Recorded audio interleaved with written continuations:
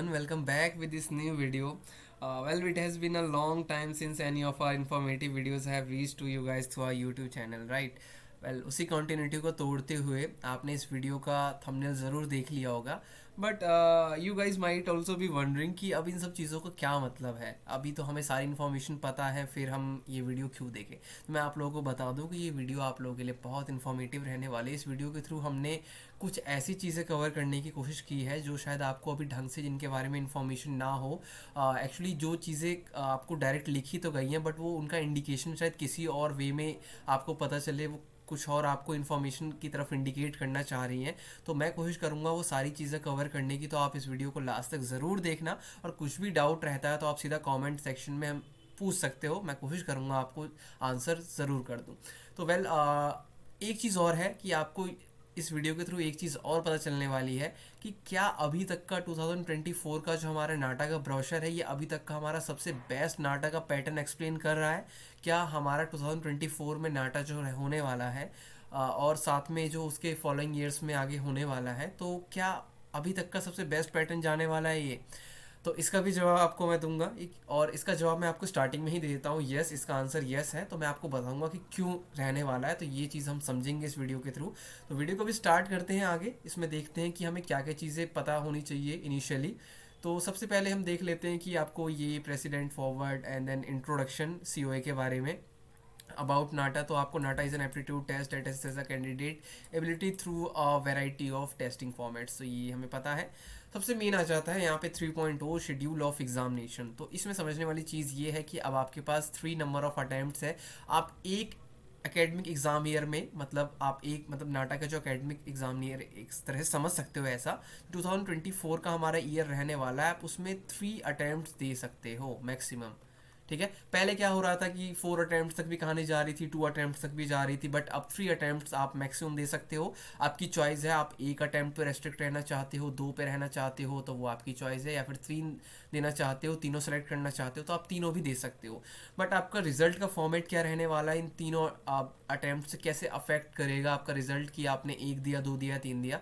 इन सब में जो भी आपका आपने एक दिया है तो आपका बेस्ट ऑफ वन, अगर आपने 2 दिया है तो बेस्ट ऑफ 2 में से आपका एक कंसिडर किया जाएगा, और बेस्ट ऑफ 3 अगर आपने 3 दिया है तो उसमें से बेस्ट आपका एक आपको स्कोर मिल जाएगा final as a final result. तो आपका स्कोर एक चीज़ और है यहाँ पे, the score of NATA test would be valid for a period of 2 academic years. तो आपके पास पूरी चॉइस है एक तरह से कि आप उस स्कोर को अगले साल भी यूज़ कर सकते हो इन केस कोई ऐसा स्टूडेंट है। अब यहाँ पे इंपॉर्टेंट क्या हो जाता है समझना, कि लेट सपोज कि आपके कुछ नंबर आते हैं 130-40 समथिंग आते हैं, आप एडमिशन लेना चाह रहे हो, बट आपको एक जैसी आप चाहते हो वैसी जगह पे एडमिशन नहीं हो रहा है, बट आप चाहते हो कि नेक्स्ट ईयर आप उस जो आपका स्कोर कार्ड है आप उसको यूज़ कर सको एडमिशन लेने के लिए, तो आप उसको यूज़ कर सकते हो। अगर आपको लगता है कि 130-140 पे अगले साल आपको अच्छे कॉलेज में एडमिशन मिल रहा है, तो आप उस स्कोर कार्ड को यूज़ करो, और स्कोर कार्ड के जो है उसके आगे काउंसलिंग करवा के अपना एडमिशन आप बेटर कॉलेज में ले सकते हो। तो ये आपको एक बेनिफिट मिल जाता है। और साथ में आप ये देखो कि अब इसमें सेशंस वाला कोई सीन नहीं है, मतलब सेशंस वाले तो ऐसे तो है कि डे सेशन और आफ्टरनून सेशन, बट यहाँ पे आपका अटेम्प्ट्स वाला कुछ भी नहीं है। अटेम्प्ट्स इन द सेंस कि 1 2 3 4 जैसे भी था वो नहीं है। आपके यहाँ पे ऑल वीकेंड्स पे एग्जाम होंगे स्टार्टिंग फ्रॉम अप्रैल टू जुलाई। अप्रैल मई और जून जुलाई 4 महीने के अंदर ऑल वीकेंड्स में आपके रहने वाले सैटरडे संडे में, जिसमें कि 2 सेशन, एक मॉर्निंग सेशन होगा, एक आपका आफ्टरनून सेशन होंगे। वो सारा डिपेंड करेगा कि कितने बच्चों ने उस सेशन के लिए अप्लाई किया है, कितने बच्चे मतलब उस सेशन में अपीयर होना चाहते हैं city of examination while registering of NATA portal. तो ये सारी चीज़ें डिपेंड करेगी उनके ऊपर है कि अगर अच्छे नंबर ऑफ स्टूडेंट्स आ रहे हैं तो वो पर्टिकुलर डे के अंदर, वो पर्टिकुलर जो वीकेंड के अंदर है वो एग्जाम कंडक्ट करवाया जाएगा, और सेशन देखा जाएगा कि सफिशेंट नंबर ऑफ स्टूडेंट्स हैं तो 2 सेशन, अदरवाइज कम है तो हो सकता है कि एक सेशन में ही एग्जाम लिया जाए। फिर देखा जाए तो यहाँ पे on the basis of cities and session preferred by the candidate in application form, however the decision, हाँ ये चीज़ आपको ध्यान रखने वाली है कि आपको सिटीज़ वगैरह की प्रायोरिटी स्टार्टिंग में मिल सकती है, दी जाएगी कि आपको कहाँ पे आप करवाना चाहते हो अपना एग्ज़ाम। बाकी उनके हाथ में है सारे के सारे डिसीजन कि आपको पर्टिकुलर क्या मिलता है, जो भी आपको जहाँ पे भी आप एग्ज़ाम दे रहे हो तो आप चूज़ कर सकते हो, सेलेक्ट कर सकते हो, अपनी प्रेफरेंस बता सकते हो उन्हें। वो कोशिश करेंगे बाकी कि आपको उसी एरिया में, उसी लोकेशन के आसपास आपका सेंटर मिले आपको। तो यहाँ देख लेते हैं कि the test shall be conducted as per the schedule as given below. तो NATA 2024 examination commencing from 6/4/2024 onwards. तो यहाँ पे जो अप्रैल के बाद की बात कही गई है, अप्रैल से लेके जुलाई तक, यानी जुलाई तक ये एग्ज़ाम चलेंगे। और सेशन 1 आपका 10 बजे से लेके 1 बजे तक रहने वाला है, 180 मिनट्स 3 वो आवर्स, ठीक है। सेशन 2 आपका 1:30 PM से 4:30 PM तक रहेगा, 180 मिनट्स, जो कि 3 घंटे का रहना, 3 आवर्स का रहने वाला है। अब सिलेबस की बात की जाए तो देखो यहाँ पे सबसे ज़्यादा इंटरेस्टिंग जो चीज़ निकल के आ रही है, सिलेबस पे निकल के आ रही है। अब वही चीज़ आ गई ना कि हम समझ पा नहीं रहे थे कि अभी जो पैटर्न है हमारा, वो क्या सबसे बेस्ट पैटर्न है। एक्चुअली में ये चीज़ जो डिफाइन की गई है और जो चीज़ें जो बदली गई हैं, उस हिसाब से हम कह सकते हैं येस इट इज़। देखो यहाँ पे सबसे पहली चीज़ क्या है इंटरेस्टिंग, कि यहाँ पे आपके दो पार्ट्स कर दिए गए हैं एग्ज़ाम के। पहला पार्ट आपका ड्राइंग पार्ट है, दूसरा पार्ट आपका एप्टीट्यूड पार्ट है। ड्राइंग पार्ट में जो है आपके पास 80 मार्क्स का रहता है। अब देखो यहाँ पे सबसे इम्पॉर्टेंट क्या चीज़ आ जाती है कि अभी तक जो हम चीज़ें समझ रहे थे या नाटक एग्ज़ाम दे रहे थे, हमें कुछ पता होता नहीं था। मेनली कि हमें चीज़ें ज़्यादा पता होती नहीं थी, हमें क्वेश्चंस नहीं पता होते थे कैसे आ रहे हैं, सिलेबस नहीं पता होता था। तो चांसेस बहुत ज़्यादा हो जाते थे कि हम कैसे तैयारी करें, बहुत एनग्जाइटी हो जाती थी बच्चों के अंदर और काफ़ी प्रॉब्लम्स फिर फेस करना पड़ता था। बट यहाँ पे जो आपको 80 मार्क्स वाला जो ये सेक्शन है ना, ये आपको बहुत अच्छे नंबर दिला सकता है। इवन आपको 50 60 70 अराउंड मार्क्स आपको दिला सकता है।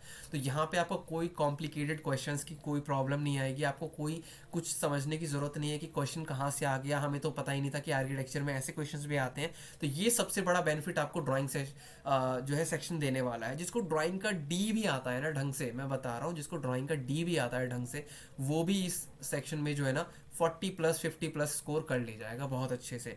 बहुत इजी चीज़ें दी गई हैं, हम आगे बात करेंगे। कॉम्पोजिशन है, 3D 2D कॉम्पोजिशन उसके बेसिस पे है सारा कुछ। और 3D कॉम्पोजिशन और 2D कॉम्पोजिशन इतनी मुश्किल नहीं होती है आर्किटेक्चर में, अगर आप समझो इसको तो। दूसरा पार्ट आपका आता है MCQ, कंप्यूटर बेस्ड टेस्ट रहने वाला है। ये आपका 90 मिनट्स का रहेगा, ये भी 90 मिनट्स का है। पार्ट ए आपका।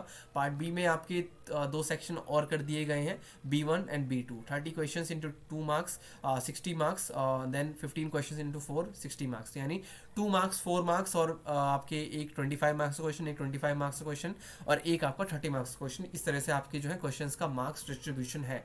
और टोटल मिला के जब आप पार्ट ए और पार्ट बी को काउंट करते हो तो आपका 200 मार्क्स का हो जाता है।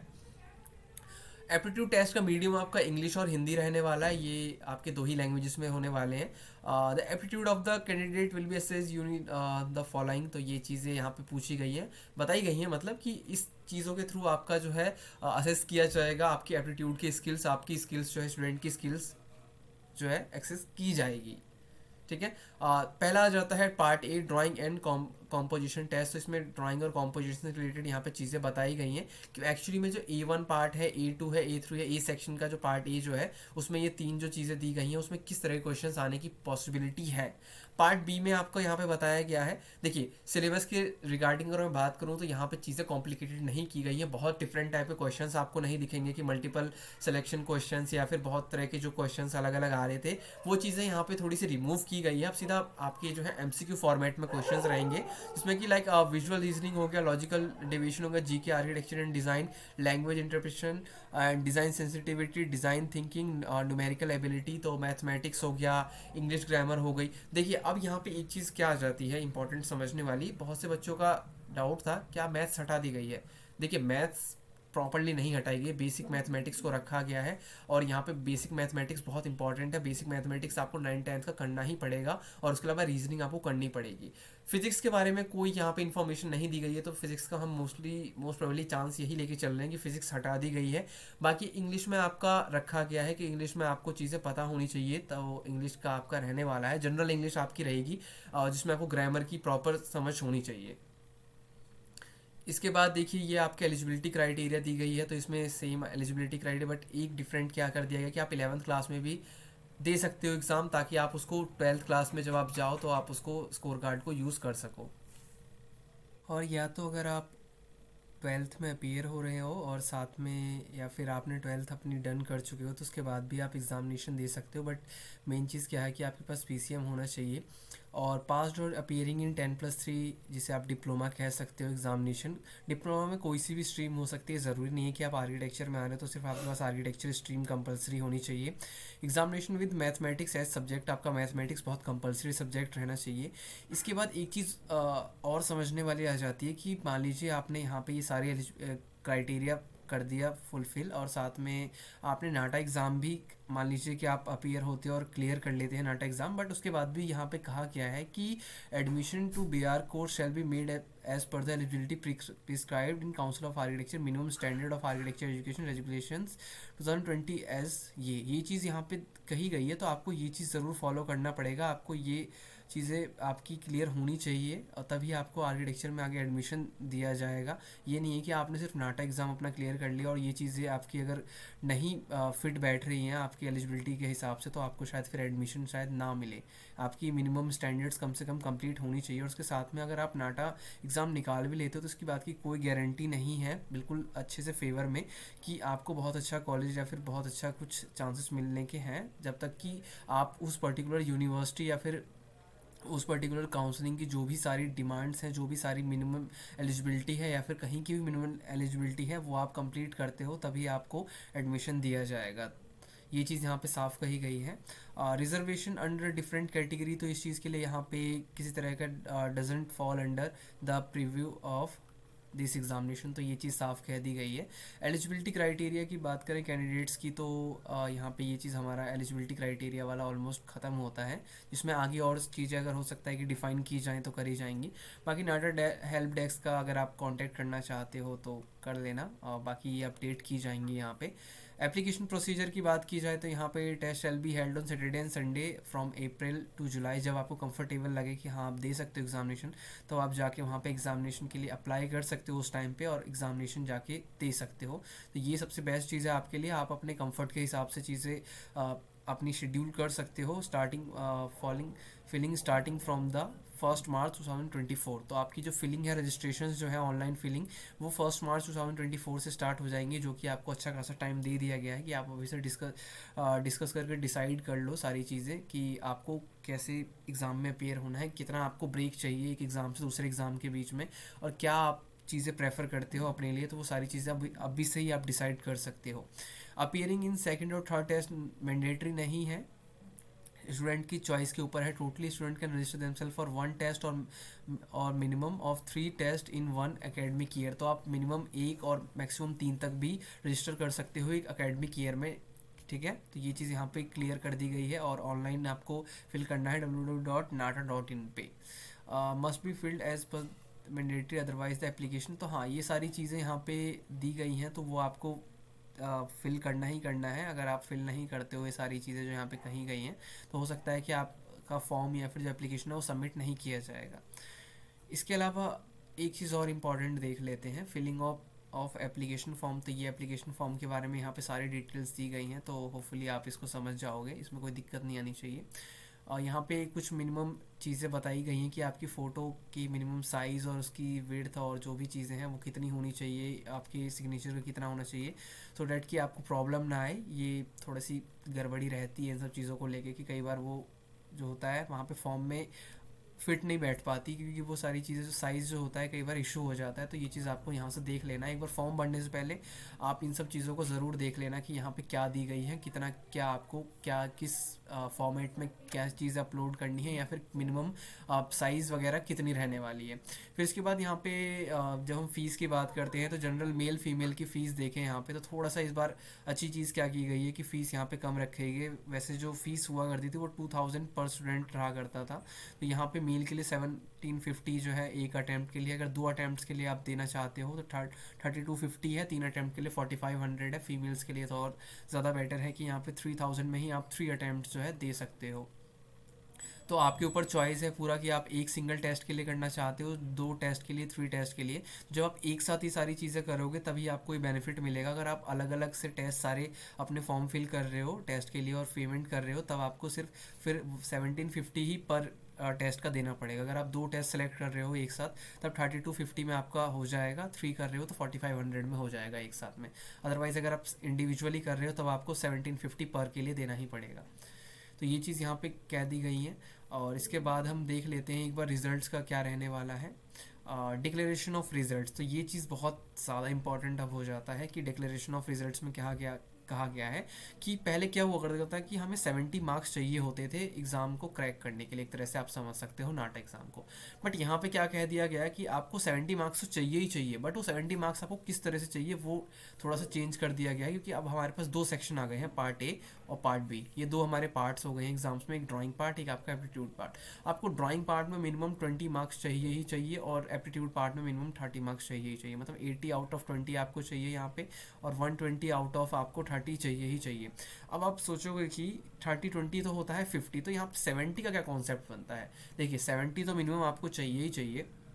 लेट सपोज कि आपके 100 मार्क्स आते हैं, 100 मार्क्स में से समझते हैं कि पार्ट ए में आपके आ जाते हैं 80 में से अराउंड 10 मार्क्स आते हैं, लेट्स जस्ट सपोज, और पार्ट बी में आपके आ जाते हैं 90 मार्क्स 120 में से। तो आपके बन तो गए 100, बट आपका एलिजिबिलिटी जो है यहाँ पे मिनिमम जो स्टैंडर्ड्स हैं वो फुलफिल नहीं हो रहा है। तो ये चीज़ आप देख लो कि 20 मार्क्स आपका एक पार्ट ए में रहना ही कंपलसरी है। पार्ट बी में आप 30 से जितना एक्सीड कर सकते हो कोई प्रॉब्लम नहीं है, पार्ट ए में भी कर सको कोई दिक्कत नहीं है। बट ये तीन चीज़ फॉलो होनी चाहिए कि 70 तो यहाँ पे पूरा बनना ही बनना चाहिए। चलो 70 ने आपने बना लिया, 70 प्लस हो गए आप। यहाँ पे आपने 30 का था, आपने 30 भी पूरा कर लिया, ठीक है, ये भी आपका सही है। यहाँ पे आपका 20 का है, आपने 20 पूरा नहीं हुआ है आपका, तो 10 है, तो ये आप एलिजिबल फिर आप नहीं हो गए, आप मतलब एग्ज़ाम मतलब आपका नहीं निकला है, आप एग्ज़ाम में डिस्क्वालीफाई हो चुके हो। ये चीज़ आपको समझने वाली है, इस चीज़ का खास ध्यान रखना कि आपको दोनों ही पार्ट ए और पार्ट बी में यहाँ पे 20-30 रिस्पेक्टिवली मार्क्स आपको चाहिए ही होगा। तो candidate will not qualify NATA 2024 unless all three conditions mentioned above are satisfied. तो ऑल थ्री कंडीशंस को आपको सेटिस्फाई करना है, तभी आपका एग्ज़ाम जो है आप समझोगे कि आप क्लियर हो चुके हो इस एग्ज़ाम में। वेल अब बहुत सारी चीज़ें डिस्कस हो चुकी हैं आपकी, बाकी इसके बाद आपके एनेक्चर्स आ जाते हैं, इसमें सारी चीज़ें बताई गई हैं कैसे क्या आपको फिल करना है, वो सारी चीज़ें दी गई है। रिपोर्टिंग टाइम वो कब तक पहुंचना है, कब तक आप इसको रजिस्टर कर सकते हो, कौन से टेस्ट के लिए, वो सारी चीज़ें दी गई हैं। इसके बाद अगर मैं पर्सनली अब बताऊं कि ये आपका टेस्ट जो मतलब इस बार का जो नाटा रहने वाला है, इस बार का जो पैटर्न है, ये आपके लिए बेस्ट क्यों है अभी। तो देखिए इसमें सारी चीज़ें आपको इतने अच्छे से कभी एक्सप्लेन नहीं की गई थी या इतनी ज़्यादा क्लैरिटी आपको कभी नहीं मिली थी, बट इस बार सबसे ज़्यादा बेस्ट पार्ट क्या हुआ कि सारी चीज़ों को लेकर क्लैरिटी दी गई है। स्टिल सिलेबस आपको इतनी डिफाइंड नहीं किया गया, बट बाकी के ईयर्स से कंपैरिजन करें तो बहुत ज़्यादा डिफाइंड है, चीज़ें आपको बताई गई हैं। सबसे अब आपको ज़्यादा बेटर कब पता चलेगा, जब आपका एक टेस्ट हो जाता है, एक पेपर हो जाता है, जब पेपर रिलीज़ किया जाएगा तब शायद आपको और ज़्यादा अच्छे से क्लियर हो जाए कि एक्चुअली में जो चीज़ें कही गई हैं उनको किस तरह से इम्प्लीमेंट किया गया है। वो चीज़ बहुत इंपॉर्टेंट है।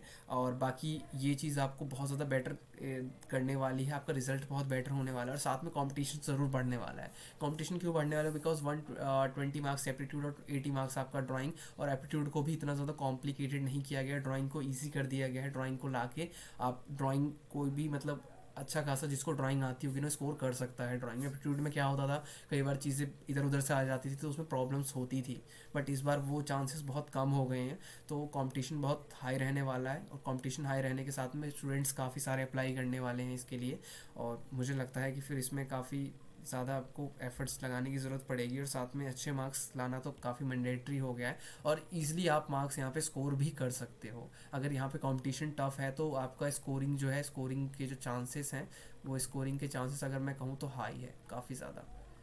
तो होपफुली सारी चीज़ें क्लियर हुई होंगी यहाँ पे, जो भी चीज़ें बताने वाली थी। और अगर कुछ भी आपको डाउट होता है, कुछ भी है, तो आप डायरेक्टली कमेंट सेक्शन में पूछ सकते हो, और साथ में टेलीग्राम का मैं लिंक दे दूंगा, वहाँ पे आप जाके जो है जेई और नाटे के लिए टेस्ट, हमारे जो फ्री टेस्ट हैं उनको जाके उनको कर सकते हो, और अपना चेक कर सकते हो, एसेस कर सकते हो खुद को कि आपकी प्रिपरेशंस किस तरह से चल रही हैं।